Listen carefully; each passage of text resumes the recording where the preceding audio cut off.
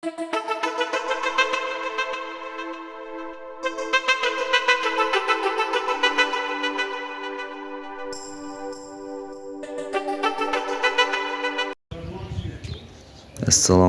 hurmatli obunachilar.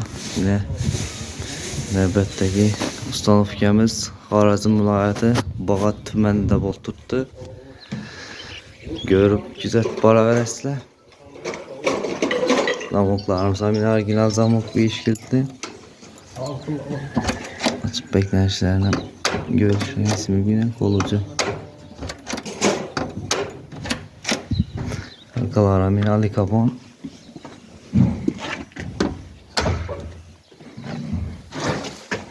Penalarını ham septik. Aynen listlerini hem yapıştırıp.